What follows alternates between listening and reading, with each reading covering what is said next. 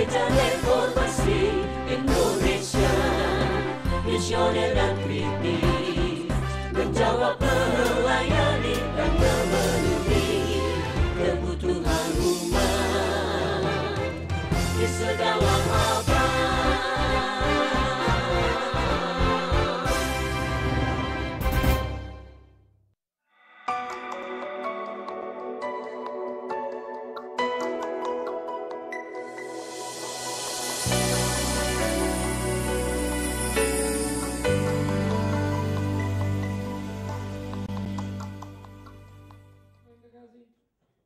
Kita akan membuka Alkitab kita dari Lukas pasal 23 ayat 1 sampai 25 akan menjadi pokok pikiran kita pada kesempatan minggu yang kudus ini.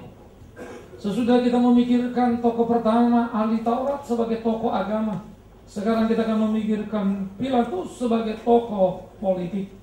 Keterlibatan di dalam kematian Kristus menjadi pemikiran kita yang penting.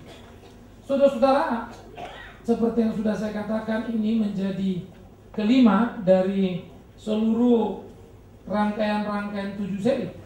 Dan sampai sekarang saya bersyukur masih ada 2 lagi. Ya, untuk 2012, 2013 saya berdoa supaya bisa jadi 10, 70. Tetapi yang saya lebih rindu lagi kalau semuanya saudara sudah mendengar ulang lagi yang sebelum-sebelumnya ada 4 bagian.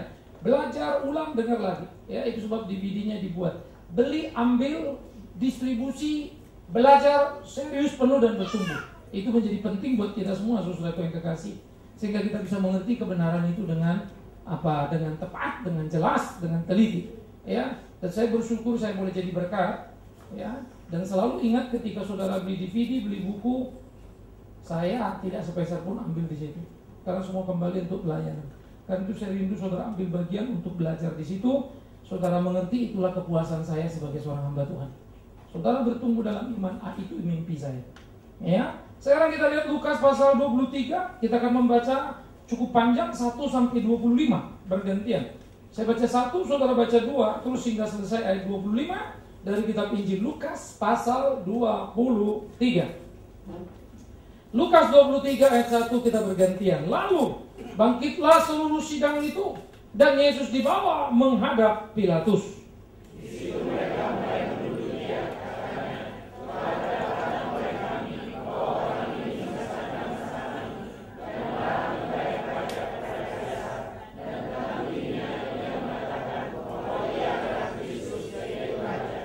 Pilatus bertanya kepadanya, "Engkaukah raja orang Yahudi?" Jawab Yesus, "Engkau sendiri mengatakannya."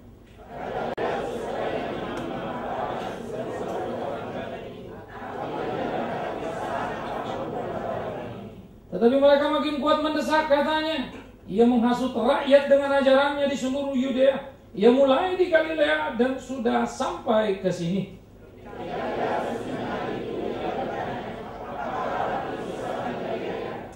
Dan ketika ia tahu bahwa Yesus seorang dari wilayah Herodes, ia mengirim dia menghadap Herodes yang pada waktu itu ada juga di Yerusalem.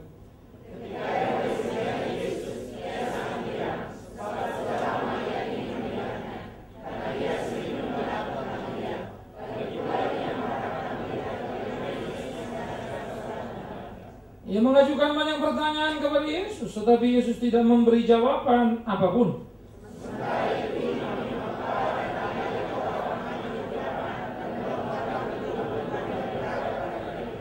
Maka mulailah Herodes dan pasukannya menista dan mengolok-olokkan dia. Ia mengenakan jubah kebesaran kepadanya, lalu mengirim dia kembali kepada Pilatus.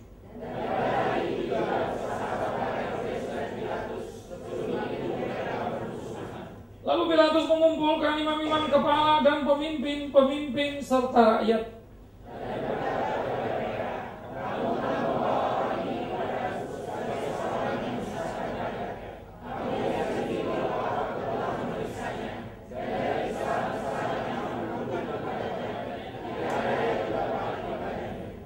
Dan Herodes juga tidak, sebab ia mengirimkan dia kembali kepada kami. Sesungguhnya tidak ada sesuatu apapun yang dilakukannya yang setimpal dengan hukuman mati.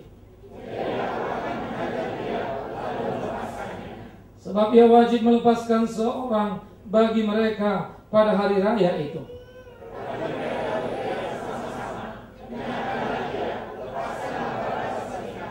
Barabas ini dimasukkan ke dalam penjara berhubung dengan suatu pemberontakan yang telah terjadi di dalam kota dan karena pembunuhan.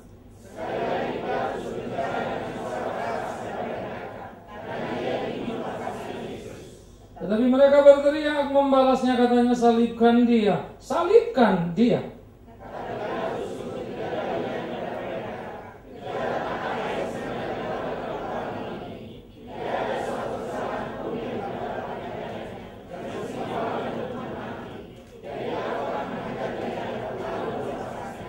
Tetapi dengan berteriak mereka mendesak dan menuntut supaya dia disalibkan.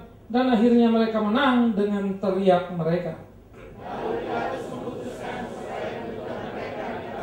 25 sama-sama. Dan ia melepaskan orang yang dimasukkan ke dalam penjara karena pemberontakan dan pembunuhan itu sesuai dengan tuntutan mereka.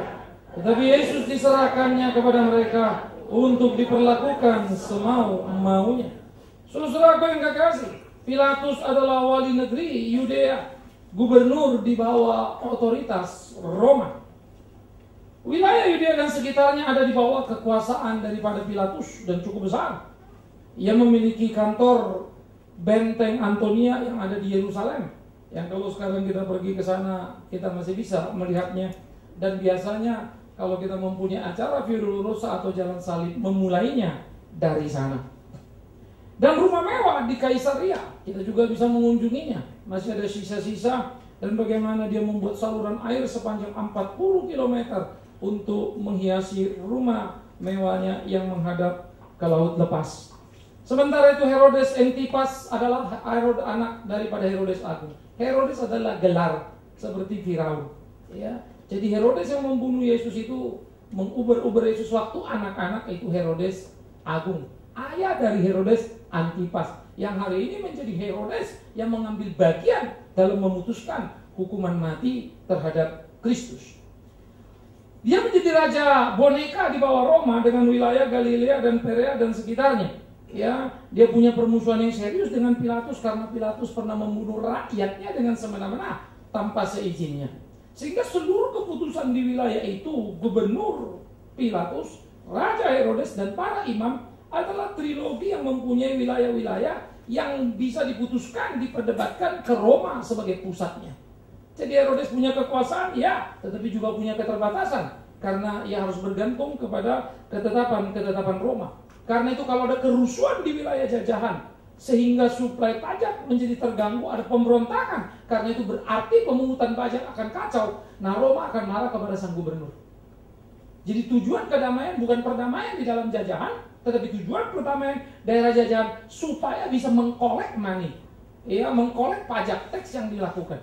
Nah, jadi saudara yang kekasih, di waktu lampau kita melihat ada situasi yang pelik. Di era seperti itulah Yesus hidup dan melayani. Siapakah Pilatus ini sebagai wali negeri? Pertama, kita perlu mengetahui bahwa Pilatus di dalam posisinya sebagai wali negeri, dia memiliki kuasa penuh hidup matinya seseorang di wilayahnya.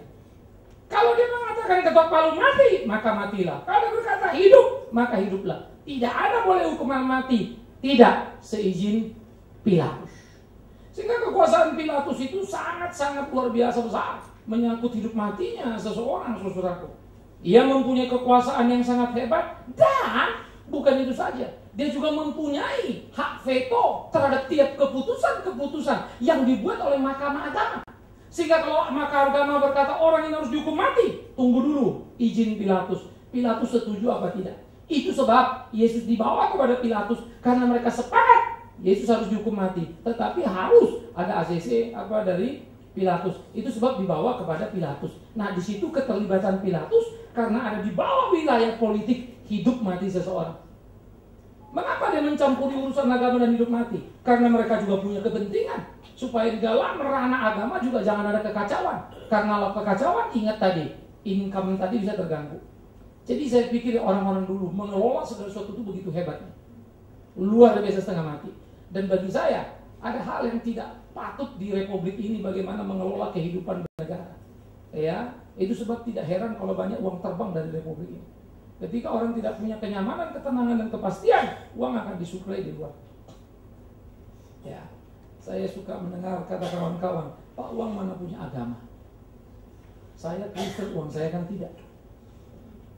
Ya, saya suka kalimat itu sebuah kejujuran, saudara. Sekarang bukan kita nggak mau taruh di sini, Pak, tapi kalau nggak ada jaminan bagaimana? Jangankan uang kita, orang kawan kita ajak kemarin. Ya, nah karena itu sebetulnya keresahan yang terjadi, tidak adanya ketenangan akan menimbulkan kekacauan yang berdampak pada ekonomi. Menarik saudara yang kekasih, di waktu lampau 2000 tahun yang silam, Roma sudah memikirkan itu. Menjajah, bukan menindas, memberikan kenyamanan ketenangan untuk mengkolek teks terus-menerus. Hebat saudara. Dan kalau tidak ada pergolakan, dia tidak terlalu pusing untuk mengirim tentara, bukan? Jadi daerah kekuasaannya besar, tetapi aman. Bahkan kalau dia bisa mendapat simpati dari orang yang dijajah, dia bisa memakai orang ini untuk menyerbu lagi yang ke sebelah sana. Lalu saling baku pukul untuk Roma. Best of the best in the political.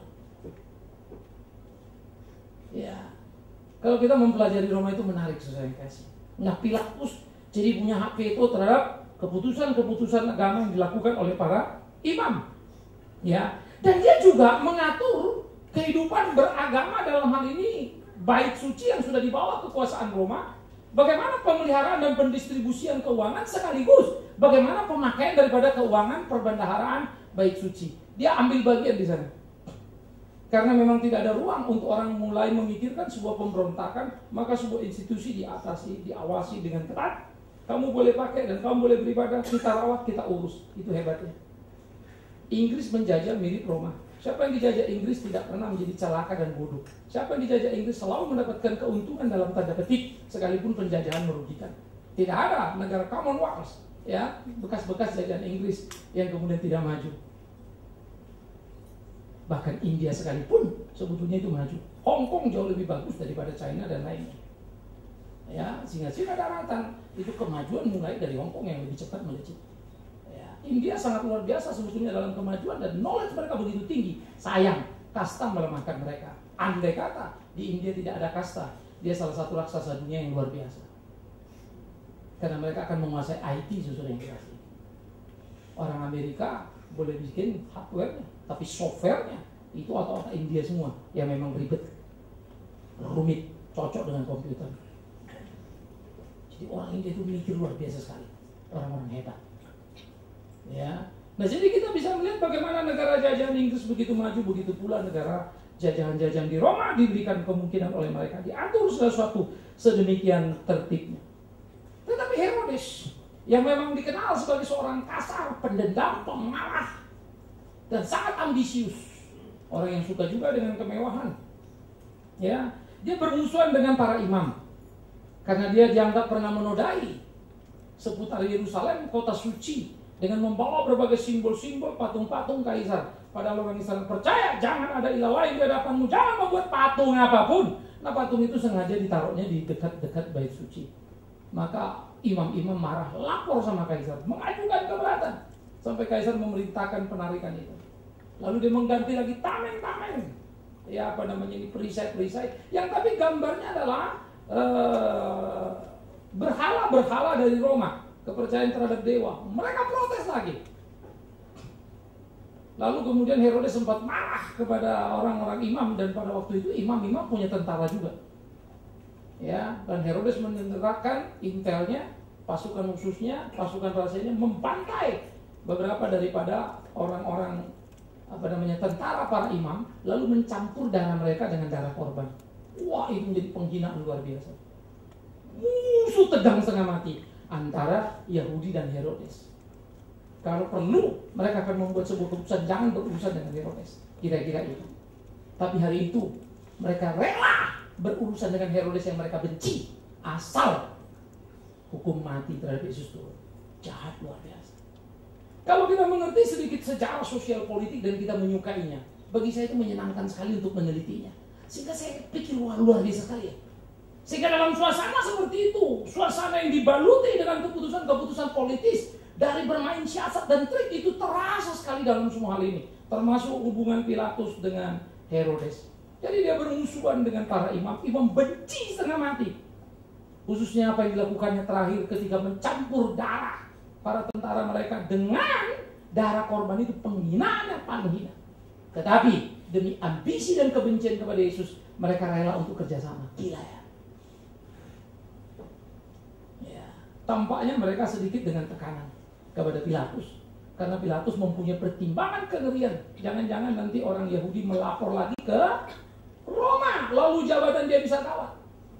Dan mereka bersumpah akan melaporkan segala apa saja sekecil-kecilnya. Dan mereka berjanji akan berdemo kalau sampai tidak. Dan Pilatus melihat masa itu yang di bawah pemimpin ahli Taurat sudah mulai kayak orang kesurupan. Tetapi pada waktu kita menonton, kita akan bingung. Siapakah penjahat yang begitu jahat, yang menimbulkan kebencian yang hebat? Lalu Anda melihat sosok Yesus dan Anda akan kaget. How can? Bagaimana bisa? Siapakah penjahat yang paling jahat yang menimbulkan kebencian yang sangat hebat? Anda akan melihat Yesus. Mana boleh? Tapi tahukah engkau, saudaraku, siapa yang paling tidak kita suka dalam hidup ini? Saya akan jawab juga, Yesus. Munafik kalau kita bilang kita paling suka Yesus, kita paling suka diri kita, maka kita lakukan apa yang kita suka. Kita berani mengabaikan Yesus untuk kepentingan dan cita-cita dan keinginan gairah kita, bukan? Jujur saja, yes. Nggak jelas nomor Yesus itu nomor berapa. Kalau saya nomor 1 pada diriku, mungkin istriku, anakku, hartaku, dan lain-lain nomor 2, 3, dan sekian. Yesus entah nomor berapa itu. Tetapi dalam jahatnya aku sebut nama dia, Yesus Tuhanku. Bukankah ahli Taurat sama? Kami melakukan perintah, tapi mereka bunyi Yesus anak Allah. Jadi ironi. Jadi itulah agama. Itu sebab saudara mungkin terlalu terbiasa kupingmu di gereja. Kau anak Tuhan, kau diberkati Tuhan, kau melayani Tuhan sungguh-sungguh. Hari ini saya bilang, stop, periksa dirimu baik-baik. Hatimu tidak akan bisa mendustai kebenaran itu. Karena itu berdialoglah antara engkau dan Tuhan. Aku dan Tuhan. Mari kita sama-sama berhadapan dengan Dia. Dan kita temukan diri kita supaya kita jangan tersasar oleh ambisi dan perasaan yang salah, berpikir sudah melayani Dia padahal Dia tidak suka dengan hidup kita. Ahli Taurat bersekongkol dengannya. Ia juga pernah memakan uang daripada Yerusalem ketika kemudian Yerusalem itu uang perbendaharaan yang dipakainya untuk membangun saluran air yang saya sebut 40 km panjangnya untuk mengairi Kaisaria. Dan bahkan kemungkinan itu disambung pakai jalur khusus ke Yerusalem. 40 km. Pada waktu saya melihat sistem pengairan itu, saya berpikir betapa luar biasanya orang dulu bisa menghitung ketinggian dan kerendahan sehingga betul-betul persekian. Karena kalau terlalu tinggi kan nanti 40 km itu dia jomplang kayak apa kan. Tapi itu betul-betul sehingga air itu mengalir, tidak terlalu deras. Tetapi juga tidak berhenti. Hebat. Saya nggak ngerti bagaimana mereka mengukur itu dulu sehingga begitu presisinya. Sehingga tiap kali ke Israel, tiap kali saya memikirkan dan saya punya kekaguman. Ada 1001 penjelasan, tetapi selalu menyisakan rasa penasaran. Kebrilianan berpikir, ide-ide bagi saya itu hebat. Situasi sosial politik lalu saya membayangkan betapa hebat sistem yang mereka kerjakan, saudara yang kasih. Dan bukan itu saja. Pilatus juga pernah bermusuhan dengan Herodes karena membunuh rakyat Herodes yang semena-mena. Itu wilayah kekuasaan Herodes. Pilatus menerobos, tidak ngomong-ngomong sama Herodes. Ajar! Nah itulah dia. Kalau dia mau melakukan apa yang dia lakukan, dia akan lakukan. Seorang pemarah. Dan kalau dia tidak suka, dia mendendam. Memang dia seorang pendendam yang perasan. Pilatus memiliki kekuasaan politik yang sangat besar. Tetapi seperti yang saya katakan tadi, bertabiat kasar. Pendendam, pemarah. Suka kemewahan dan tidak peduli orang selain orang yang dia suka. Pada zaman itu Yesus hidup. Dulu Yesus lahir di zaman Herodes Agung yang juga maniak. Seorang yang tidak boleh mendengar orang lain ingin menjadi raja seperti dia, paranoid yang gila, dan dia menderitakan bunuh semua orang pengikut Yesus. Indonesia, saya lalu pikir-pikir bagaimana sejarah itu begitu rupa sehingga Yesus dari lahir sampai matinya dikelilingi suasana politik yang sangat busuk luar biasa. Tetapi hanya saya ngerti, tidak ada satu situasi politik yang salah dalam hidup ini. Di tengah-tengah kehidupan kita, yang salah adalah kita bagaimana memainkan peran kita dalam hari-hari kita. Bukankah lukisan Yesus menjadi lukisan yang sangat indah? Karena dia melayani di tengah tekanan yang sangat berat. Bukankah lukisan kehidupan gereja Smyrna sangat luar biasa? Karena mereka justru hidup di bawah aniaya. Dan tercatatlah kesetiaan iman mereka yang luar biasa. Betapa jahatnya kita kalau tidak kerja apa-apa, mau minta ketenangan, kenyamanan dalam hidup bernegara. Karena itu mari kita berkarya untuk itu. Saudara-saudara, apa yang terjadi antara Pilatus di dalam kehidupannya yang begitu luar biasa, yang bergelimang kekuasaan yang begitu hebat, dan dia membuat sebuah keputusan-keputusan yang sangat mengerikan. Benturan kerasnya dengan Yesus, dia menjadi penentu keputusan hidup mati Yesus di pengadilan. Yesus bisa hidup? Bisa, kalau dia berkata tidak salah, not guilty. Itu kalimat yang selalu kita pengen dengar ketika seorang disidang, lalu juri akan membuat sebuah keputusan, guilty or not guilty. Kalimat itu amat sangat angker, berkuasa, mengerikan. Maka Pilatus punya hak pribadi, punya palu untuk menentukan itu. Tetapi heran, dia tidak memakainya dan melemparkan persoalan itu. Penjahat yang paling jahat adalah orang yang harusnya membuat keputusan, tapi melemparnya kepada yang lain, padahal dia tahu apa itu kebenaran. Ingat, mungkin kita salah satu dari Pilatus. Tahu apa yang benar, tahu apa yang salah, mesti kita putuskan. Tapi kita masa bodoh, lalu berkelit supaya kita tidak terlibat di dalamnya. Kita pengecut yang luar biasa. Hidup ini tidak sederhana, saudara.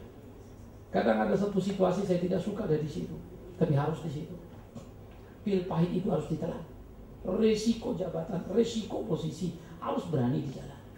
Nah, inilah menjadi bagian-bagian yang mesti kita pikirkan di dalam kehidupan kita. Bagaimana kita memerangkap, memainkan seluruh ranah di dalam kehidupan kita.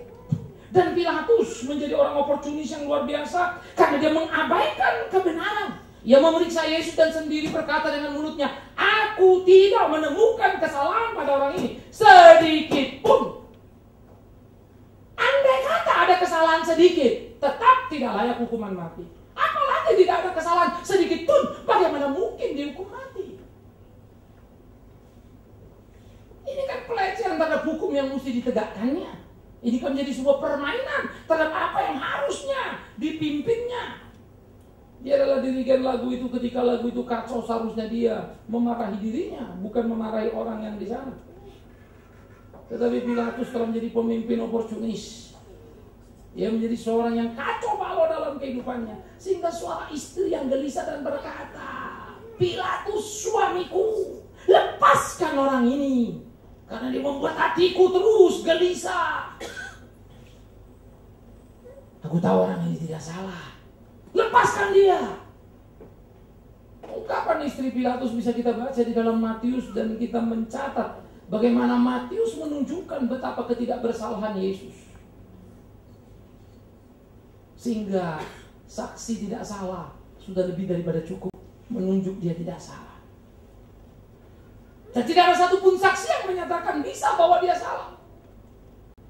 Bagaimana kemudian ahli-ahli Taurat mengirimkan saksi palsu? Kita akan bicarakan minggu berikutnya. Tetapi bagaimana kita bisa melihat kemudian Pilatus di dalam sikap yang sangat tahu hukum dan dia tidak menemukan kesalahan, didukung kegelisahan istri yang luar biasa, tidak ada kesalahan. Mestinya di dalam cinta sama istri dia harusnya melakukan itu toh. Karena biasanya banyak sekali para wali negeri kalau kemudian ditugaskan di satu negeri, satu tempat, istrinya biasa tinggal di rumah, mereka yang pergi, lalu mereka kemudian punya selir lagi. Tapi Pilatus membawa istrinya. Tampaknya keluarga yang cukup harmonis. Artinya paling tidak Pilatus pasti sangat mencintai istrinya itu. Atau paling tidak kagum dengan kecantikan istrinya, atau apapun itu. Yang jelas istrinya itu adalah istri yang ikut dengan dia, yang dibawanya. Tetapi ia tidak mendengarkan apa yang diucapkan istrinya. Aku gelisah. Lepaskan dia.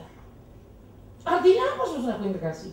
Berarti ada sesuatu yang lebih hebat daripada permohonan istrinya sendiri, bukan? Ada sesuatu yang lebih hebat daripada hati nuraninya sendiri. Apa itu? Sehingga membuat dia mengiyakan atau menyeluluskan keinginan daripada para ahli Taurat ini.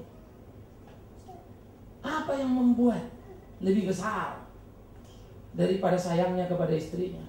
Apa yang ada yang membuat lebih besar daripada keyakinannya sebagai seorang pemimpin. Orang ini tidak bersalah. Apa? Pilatus sudah biasa membuat keputusan. Hari ini dia mengalami kegelisahan yang sangat luar biasa. Tetapi dia tidak berani mengambil keputusan yang semestinya. Dalam siasat politiknya, saudara yang kekasih, Pilatus kemudian bermain dengan cara yang sangat cerdik. Pada waktu saya membaca dan memahami dalam trik-trik politik, hebat. Dia bermusuhan berat dengan Herodes. Lalu dia mulai berpikir. Lalu dia mengirim Yesus kepada Herodes. Mengapa? Karena dia mau cuci tangan. Kalau ada putusan dari Herodes, maka aku merdeka. Itu harap daripada Pilatus. Dikirimlah Yesus. Herodes menangkapnya dan senang. Karena memang dia pengen tahu orang ini yang mana yang Yesus ini. Pengen dia lihat. Tetapi ada satu hal yang jadi penting. Ada pengakuan politik daripada Pilatus.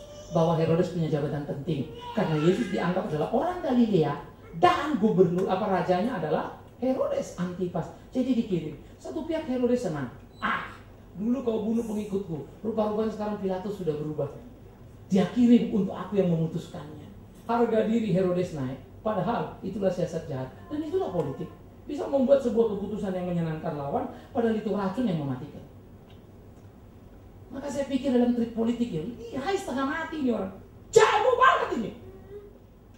Saya tahu apa yang kamu bikin, tapi saya nggak mau bicarakan. Karena kamu menguntungkan saya, ini yang kita diskusikan. Yang lain ini kita tanam saja di bawah. Sehingga Yesus menjadi sebuah permainan pingpongan saja. Herodes senang, lalu berkata, Pilatus sudah mengakui aku. Dikirimnya Yesus padaku. Tapi dia juga tahu dalam hatinya, dia mau mengumpan aku supaya aku makan racun ini. Tidak, dikirimnya kembali. Apa yang terjadi? Herodes tak menemukan kesalahan si Raja Boneka. Pilatus tak menemukan kesalahan wali negeri gubernur Roma. Lalu apa lagi yang bisa salah? Tapi heran, dua-dua tokoh politik ini sama jahatnya, sama oportunisnya. Tidak punya harga diri dan tidak berani benar untuk menyatakan apa yang semestinya. Saudaraku yang kekasih, ironis. Saya pikir di republik kita pun apa bisa berubah kalau ada demo yang besar. Demo ini, demo itu semua berubah. Pinggir kiri lagi, kanan lagi. Sampai kita nggak tahu mau kemana kita pergi. Miris. Saya mulai membayangkan pergerakan orang banyak memang sangat luar biasa. Pertandingan percaturan adalah kalau kau bisa menggerakkan massa, kau akan punya kuasa. Kalau saya bisa menggerakkan di Jakarta ini 1 juta orang, bargaining position saya akan kuat sekali. Jangankan 1 juta orang, 100.000 orang kompak, bela mati-matian di belakang Pak Bigman. Power saya powerful banget itu. Saya akan jadi orang penting. Saudara-saudara yang kekasih, Pilatus, Herodes bermain dalam kemunafikan sebagai tokoh politik. Si Raja Boneka, si gubernur Roma, lempar-lemparan. Suatu sisi tampak saling menghargai, sungkanitas yang tinggi, tapi di lain sisi saling melempar bom waktu ini. Asal jangan di tanganku. Pada waktu kembali kepada Pilatus, apa yang harus dikerjakannya? Itu sebab dia mengambil air. Dia membasuh tangan dan berkata, tanganku bersih dari dosa orang ini. Mana mungkin bersih karena kau tahu keputusannya apa? Mana mungkin bersih karena kau tahu kebenarannya apa? Mana mungkin bersih karena tanggung jawabmu membuat keputusan, tapi kau tidak membuatnya. Pilatus dengan segala kemunafikan, dengan segala ritual penyucian yang tidak suci itu, dia telah membuat kejahatan yang sangat mengerikan. Karena apa? Dia membiarkan keliaran kebuasan orang dan dia menyerahkan Yesus kepada mereka untuk diperlakukan semau-maunya. Hukum kah itu? Raja kah itu? Gubernur kah itu? Betapa jahatnya. Saudara yang kekasih, pada waktu kita menyorot seperti itu, moralitas dan mentalitas orang sudah habis.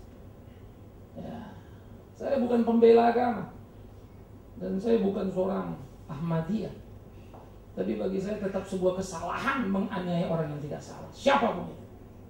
Saya muak dengan orang Kristen pada waktu ditim-tim melempar masjid dan menganiaya orang Islam. Salah. Saya muak dengan peristiwa Serbia ketika Islam Bosnia dibantai di Serbia hanya karena mayoritas. Salah. Itu sebab tidak ada hak mayoritas menganiaya yang minoritas.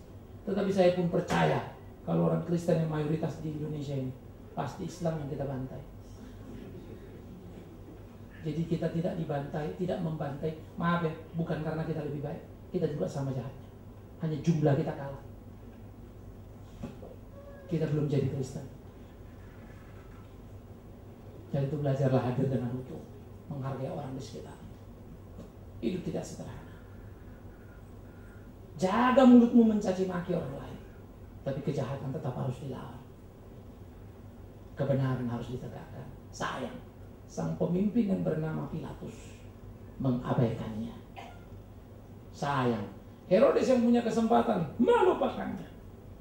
Dan sayang, banyak pemimpin di republik kita yang mencuci tangannya dan berkata, aku tidak berdosa atas peristiwa ini. Saudara-saudara, tahukah kau Herodes? Akhirnya kemunafikan akan terus bergulir dan memakan korban. Di tengah pemerintahan Tiberius, Pilatus pernah dipanggil dan ditegur. Tiberius mati digantikan oleh Gaius. Pada waktu itu Gaius tidak masuk penjara. Dia berkuasa karena dia kaisar Roma. Ya. Pada waktu pemerintahan Gaius,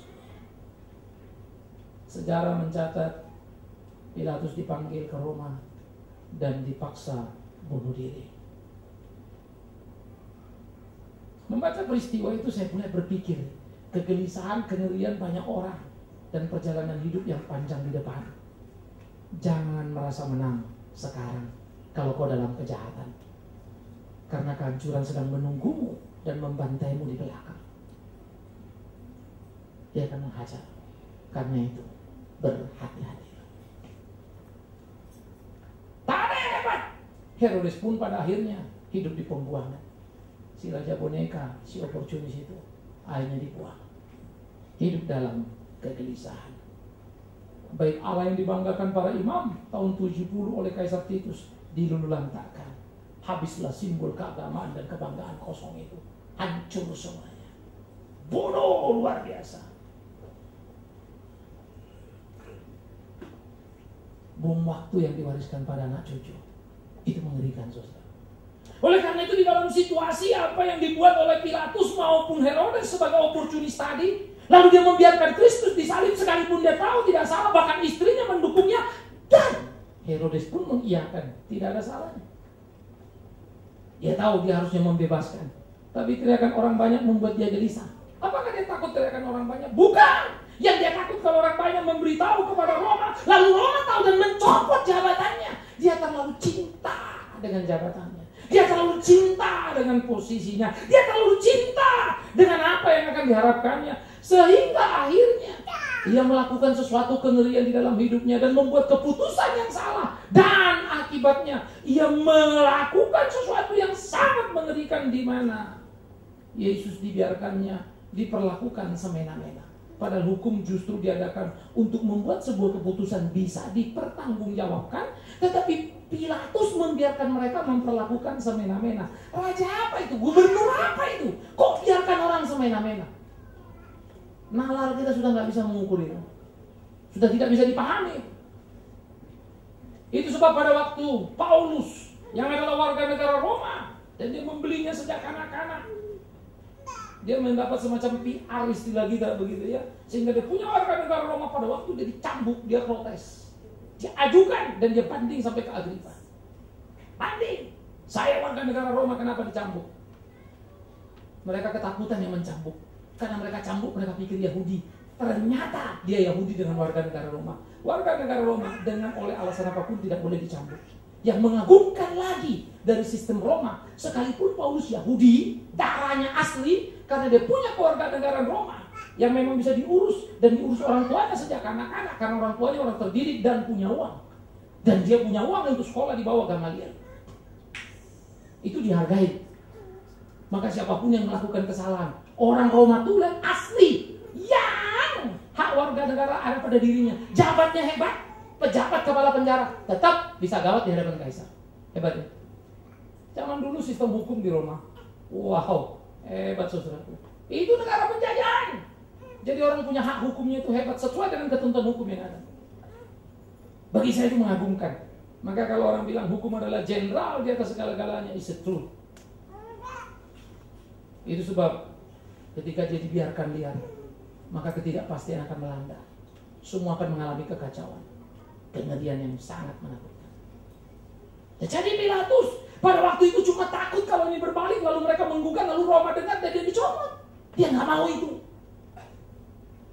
sehingga diabaikan istrinya yang gelisah itu. Diabaikan hati nuraninya sendiri, diabaikannya juga keputusan Herodes yang sudah meneguhkan keyakinan akan ketidaksalahan, dicucinya tangannya untuk menyelamatkan jabatannya. Saudara yang dikasih, satu kawan bertemu dan kita ngobrol. Pada waktu itu saya diajak ketemu seorang menteri. Selesai ketemu terus kita ngobrol-ngobrol, lalu dia cerita sama saya. Ya, menteri ini ceritanya mau bikin sekolah, lalu kita diajak terus ngomong-ngomong ide kita tentang nikah dan seterusnya. Tapi pada waktu itu saya sudah memprediksi dari sebuah diskusi itu nggak bakal jalan ini, karena terlalu politis, semangatnya nggak ada. Ya, dan rasanya untung juga saya tidak terlibat, karena kemudian jadi kasus. Karena mau ambil dari sana, ambil dari sini, semua supplier ada aturan gitu kan. Tapi untuk bangun sekolah, lalu saya pikir-pikir dipungutnya 10 perak, dikirimnya 2 perak ke sana ya, 8 perak dimakannya. Saya pikir-pikir gila juga ya. Nah kemudian satu orang cerita, Pak dia itu Kristen. Terus kemarin dia menunaikan satu ibadah yang luar biasa lah. Saudara-saudara, dibungkusnya agamanya. Karena dia sudah punya posisi cukup penting. Karena kalau tidak, dia akan dicomot. Garisnya susah. Saya punya seorang abang yang kemudian saya kenal sesudah karena sama-sama sirait begitu ya. Dan saya sering pelayanan di rumah dia, dulu seorang preacher. Kau tahu deh, mestinya pangkatku ini sudah meja nih, dan aku bisa pensiun dan itu hitunganku. Ya dipanggil jenderal itu aku. Cuma satu kalimatnya, ini suratmu, naik kau meja, tinggal ku tanda tangan. Tapi tolong aku, lu kenapa Pak? Ganti agama. Gak ku tunggu lagi, langsung ku bilang, kau tanda tangan itu Pak, naik aku meja. Tapi ini agama. Tapi kalau ini agama aku Bapak tidak tanda tangan, jangan Pak. Siap, laporan, dia balik. Ku tinggalkan, merah mukanya. Lebih bagus aku brigjen, asal bisa aku bikin merah muka jenderal itu. Oh, saya kagum juga ya. Saya bilang, abang ini betul-betul batu. Apa itu dek? Batu Batak Tulen ya. Harga diri harus tinggi. Tak, balik. Akhirnya dia pensiun brigjen.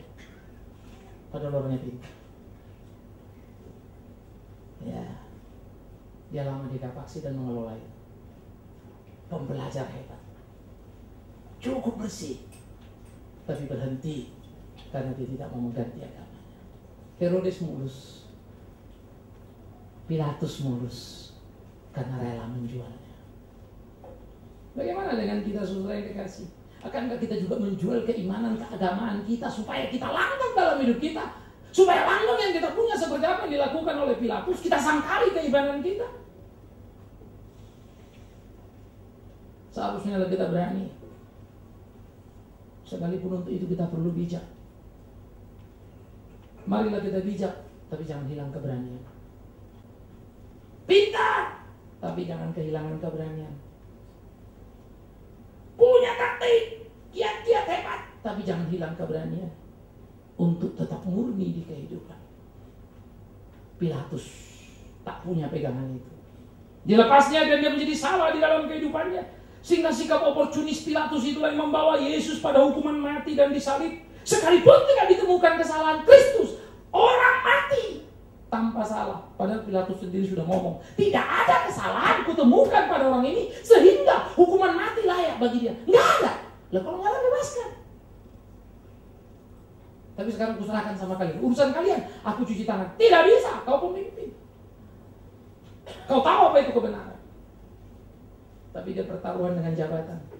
Toh dia sudah bikin banyak masalah dengan orang Yahudi. Dia takut ingin menjadi puncak dan hancurlah dia. Maka kemudian dia rapi-rapikanlah semua. Itu sebab saya selalu berkata, kalau hidupmu penuh dengan dosa di belakang sana, saudara, masa depanmu akan banyak masalah. Tapi kalau hidupmu penuh dengan kebenaran, masa depanmu indah. Bersahabatlah dengan banyak orang yang beda-beda agama, maka banyak kawan yang menolongmu. Coba pakai mulutmu menghina agama lain, banyak musuh yang menunggu. Saya tidak bangga dengan orang-orang Kristen yang kerjanya caci maki sana, dipikirnya bangga, hebat, jago. Bagi saya itu sampah. Jangan pernah menghina apapun, karena Tuhan tidak ajar itu. Tapi nyatakan kebenaran. Kebenaran tidak bisa dibantah. Dengan sendirinya yang tidak benar akan menjadi telanjang, bukan? Nah, elegansi sikap seperti ini mesti kita munculkan dalam hidup kita. Berdialog, bersahabat, tunjukkan keunggulannya. Ini menjadi pertandingan kita, saudara. Saya pikir pada waktu beberapa kali saya diundang dialog umat beragama, beda agama, saya bertanding, bermain dengan kata-kata. Saya bisa mengatakan kita leading tanpa harus merasa orang itu salah. Wah, itu betul, Pak. Kristen ada begini. Sampai yang bawa acara yang mesti bilang, wah, luar biasa ya, Pak. Saya paksa dia ngakui. Tidak perlu saya bilang luar biasa loh, karena barang luar biasa pasti luar biasa. Kalau ada diamond bagus kau tunjukkan, nggak usah kau bilang itu bagus. Semua orang bilang hebat banget, Pak. Nah, kau punya nggak, itu persoalannya. Tapi kalau kau bilang, Pak, saya punya diamond bagus loh, Pak, besar segede gajah begini-begini. Ada yang bilang, yang kulihat cuma satu, Pak. Apa? Bohong kau, selesai. Dia nggak akan tahu ya, nilai itu loh. Itu sebab saya amat sangat percaya. Ada pertandingan elegan yang bisa kita mainkan tanpa harus kita berubah warna. Sayang, Pilatus melacurkan jabatannya, melacurkan dirinya. Kiranya kita belajar untuk tidak melakukan itu dalam kehidupan kita. Kita belajar supaya jangan mengulang kesalahan yang sama, terlibat lagi dalam penyaliban Kristus karena sifat oportunis kita itu. Yang mau mendapatkan yang kita inginkan, kita abaikan kebenaran. Belajar untuk memegang itu teguh dalam prinsip kehidupan kita. Sikap oportunisnya menyebabkan kematian orang tidak bersalah, bukan kematian yang kita sesali. Karena semua orang benar pun bisa mati, entah ditabrak, entah apa, banyak cara kematian. Tetapi membiarkan kesalahan, itu yang mengerikan. Itu sebab saya suka pepatah hukum, lebih bagus membebaskan orang bersalah daripada menghukum orang yang benar, karena itu akan menjadi sangat salah. Hati itu tidak pernah bisa berhenti, dituduh kau seumur hidup. Itu akan menjadi kengerian yang luar biasa, saudara kasih. Itu sebab dalam diri kita, dalam hidup kita, hati-hati untuk tiap keputusan-keputusan kita. Di dalam memainkan peran kita, supaya kita betul-betul memikirkan yang pas. Kita tolong satu orang, tapi 50-50 ini benar apa enggak benar, benar apa enggak benar. Lebih bagus kau tolong, mungkin dia enggak benar, daripada tidak kau tolong, ternyata dia benar. Tapi cermati baik-baik. Kalaupun kau ragu untuk sebuah pemberian, lakukanlah. Tapi jangan memberi tanpa berpikir, karena itu akan jadi salah. Karena kau melompati kebenaran yang seharusnya. Saudara-saudaraku yang kekasih, kemungkinan Pilatus sebagai tokoh penyaliban, yaitu sifat atau sikap oportunisnya yang membiarkan bahkan melegalitas ketidakadilan terjadi. Dibiarkannya orang-orang Israel itu melakukan semau-mau mereka. Jahat sekali ya. Dibiarkannya terjadi hukuman mati pada orang tidak bersalah. Padahal itulah tugasnya menjaga bagaimana hukum itu tegak dan berdiri.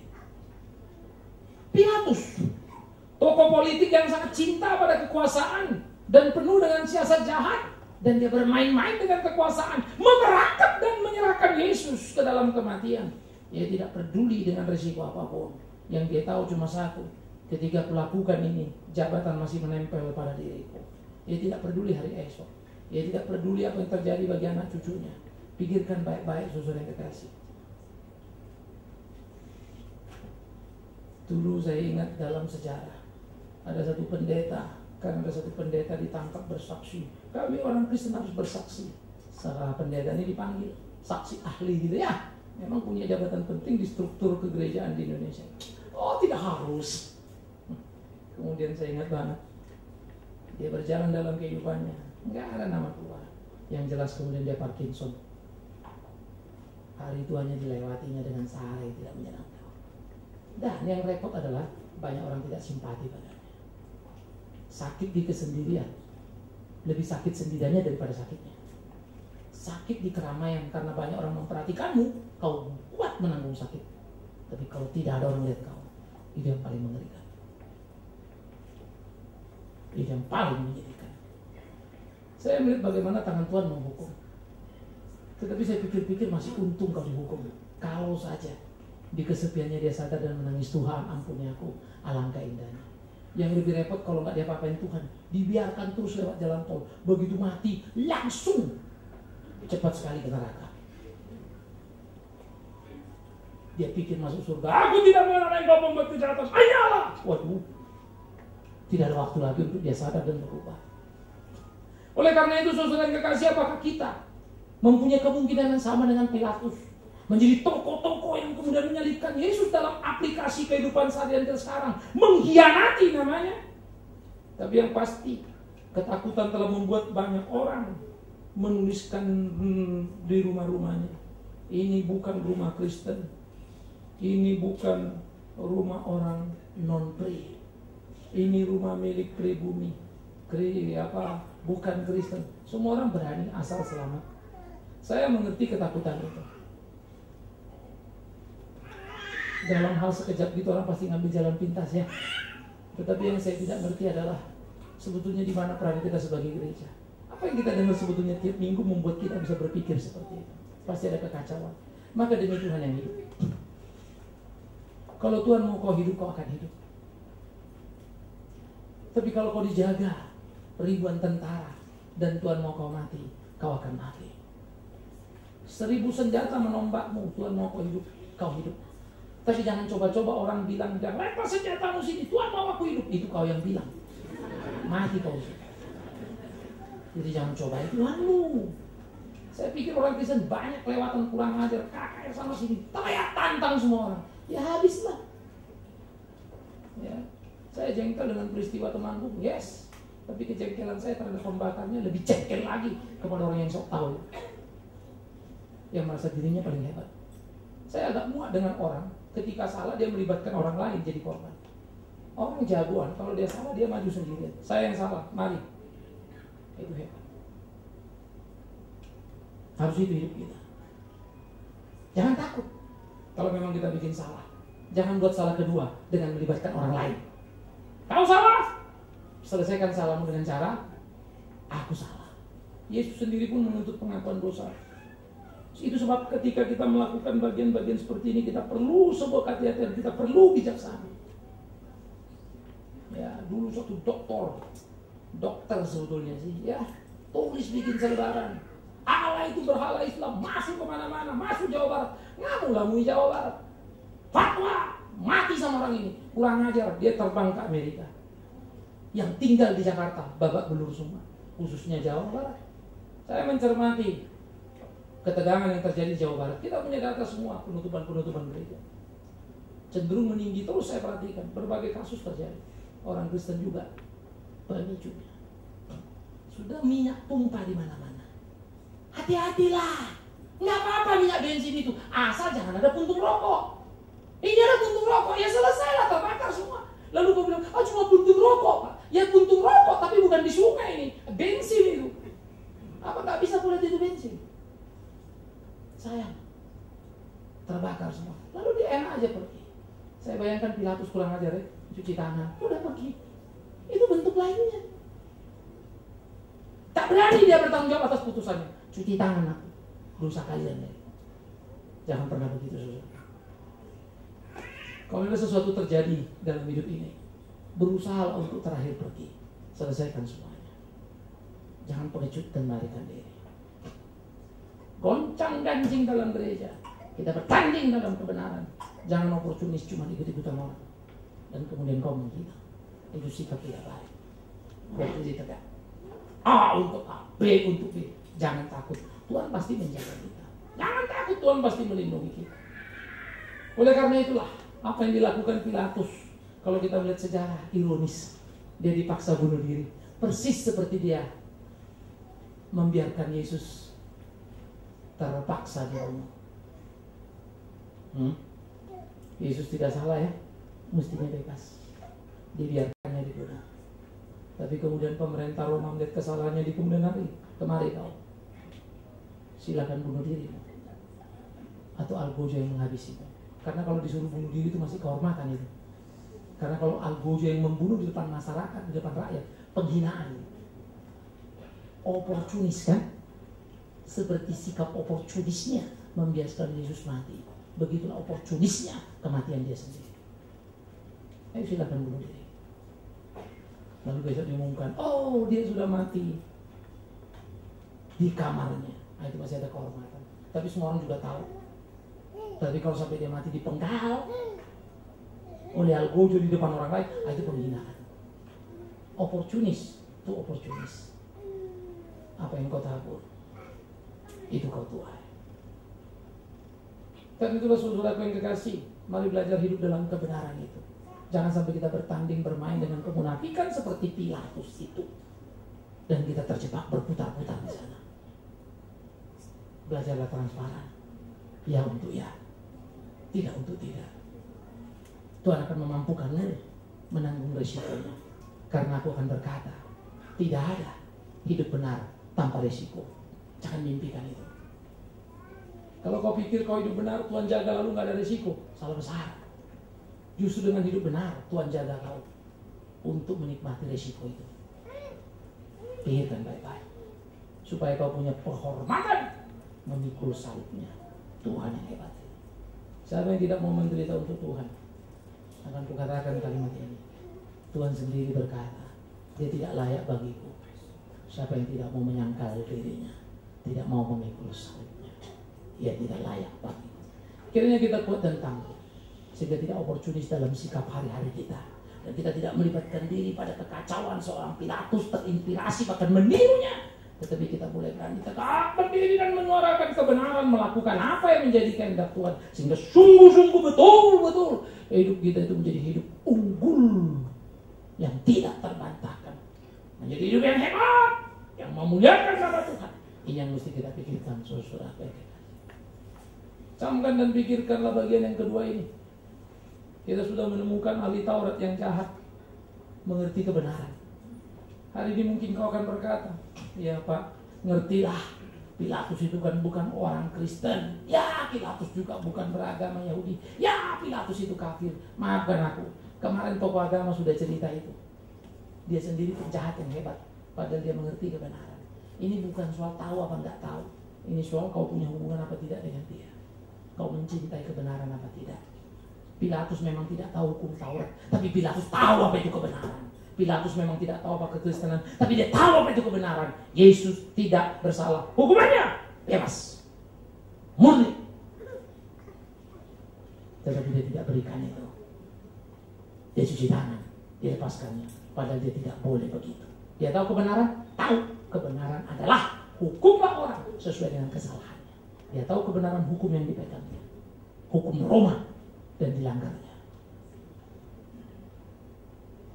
Apalagi kita orang Kristen, kita tahu hukum Allah, jangan pernah melanggarnya.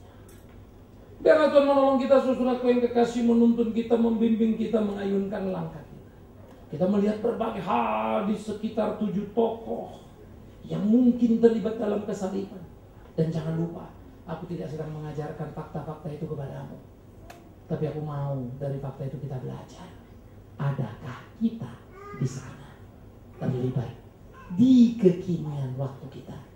Karena demi Tuhan yang hidup, kita mungkin selalu merasa kita suci, kita baik, kita luar biasa karena kita ke gereja. Oh, karena kita pelayanan, karena kita ini. Ingat, ahli Taurat juga. Oh, karena saya punya jabatan, saya penting, saya bisa bantuin itu. Ingat, Pilatus pun. Semua ada di situ, tapi mereka salah. Semoga jangan sampai kita temukan kita salah. Tanya dirimu, berdialoglah dengan batinmu. Tuhan menolong, Tuhan memberkatimu. Amin. Tundukkan kepala. Mari kita berdoa, saudaraku yang kekasih. Di dalam batin kita menerawang, kita melihat, kita memikirkan sejauh mana kita hidup sungguh-sungguh seperti yang Tuhan mau.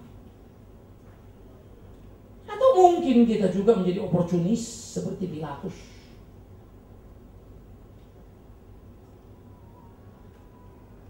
yang mengabaikan kebenaran yang diketahuinya untuk keuntungan diri dalam posisinya.